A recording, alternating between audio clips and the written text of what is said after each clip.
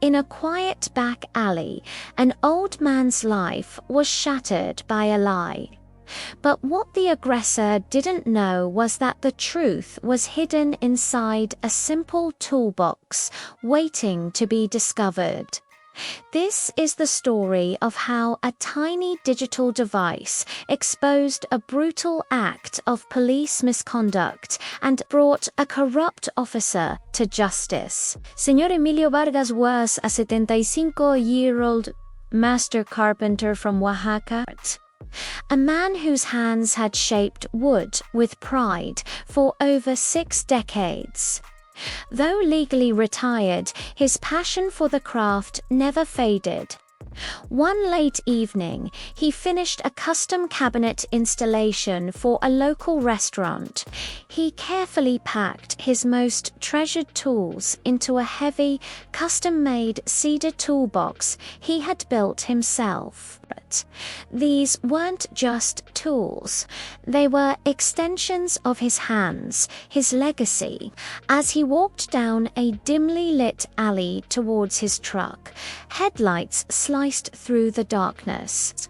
A police cruiser screeched to a halt. Out jumped Officer Ryan Kelly, a man known in low-income neighborhoods for his aggressive tactics. Seeing an elderly man with an unmarked box, Kelly's mind jumped to the worst conclusion: theft or contraband. "Hey, you, stop. What's in the box? Put it down now," he shouted. Emilio was startled. The rapid, aggressive English was hard for him to process under the sudden stress. He slowed down, clutching his precious toolbox, and tried to explain, "Ease me, Kaya, Senna. Miss Heramintis," he said, gesturing towards his truck. "It is my box, sir. My tools." But Officer Kelly saw only defiance. To him, the hesitation and the foreign language were signs of failure to comply and hostile evasion. In a flash, he was on Emilio. He grabbed the old man's arms, twisted him violently, and slammed him onto the cold, hard concrete. A sickening snap echoed in the alley as Emilio cried out in pain. His right wrist, the very hand that had defined his life's work for 60 years, was broken. As Emilio lay on the ground, Kelly knelt on his chest and cuffed him. Later, in his official report, Officer Kelly painted a completely different picture. He wrote, "Suspect fell while resisting arrest after being legally detained. Injury self-inflicted." Based on this fabrication, Señor Vargas, a man who had never harmed anyone, was charged with obstruction of justice and resisting arrest, with a severe bilateral wrist fracture. His ability to work, to do the one thing he loved, was gone. Enter Carmen Diaz, Emilio's public defender. She looked at the medical reports: a complex wrist fracture and severe bruising on his shoulder.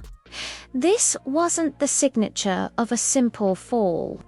She knew there was more to the story, and she decided to look not at the victim or the officer, but at the toolbox itself.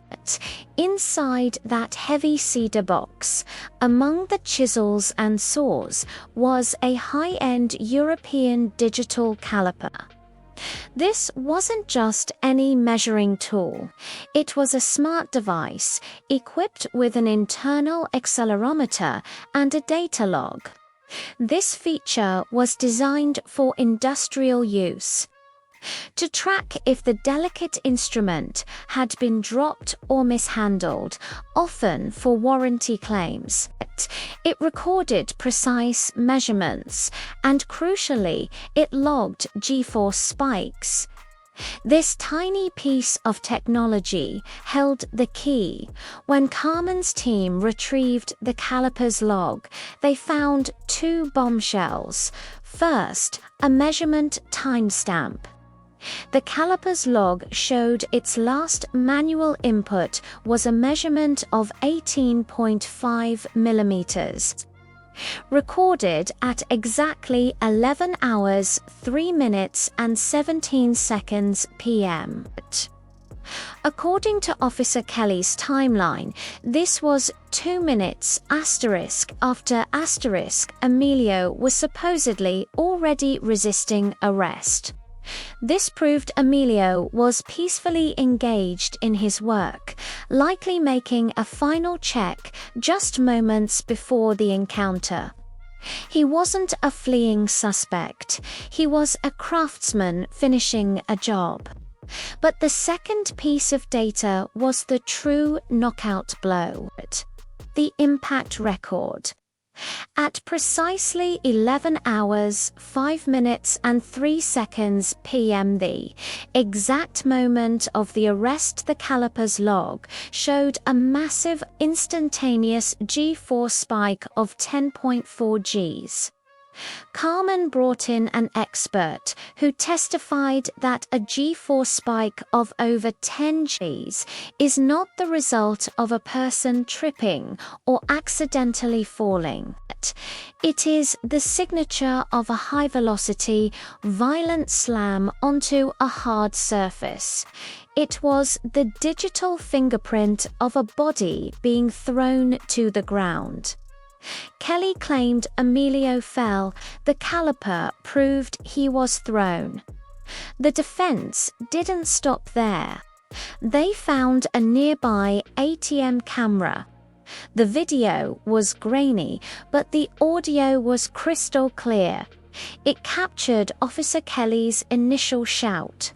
An acoustic expert analyzed the sounds that followed. They identified the high-pitched scrape of the heavy toolbox being dragged across the concrete, followed just 0.3 seconds later by a dull, heavy thud, the sound of the impact.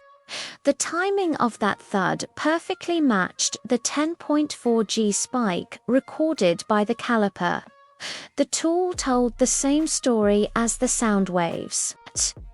The evidence was undeniable.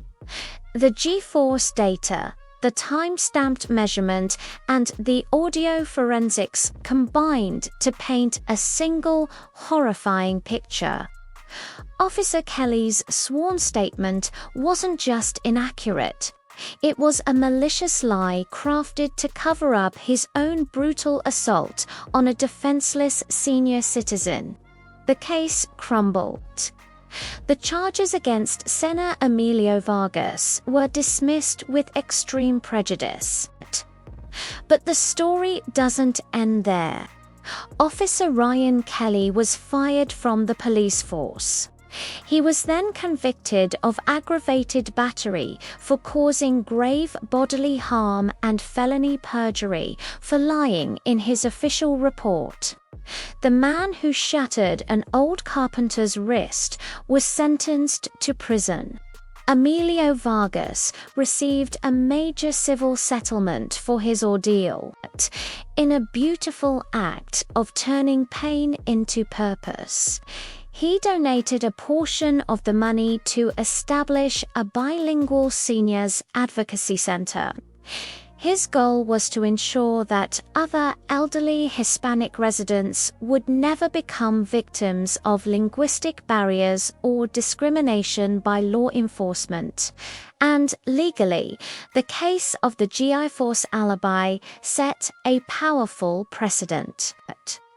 For the first time, industrial data logging from a common tool was admitted as forensic evidence to successfully challenge police misconduct.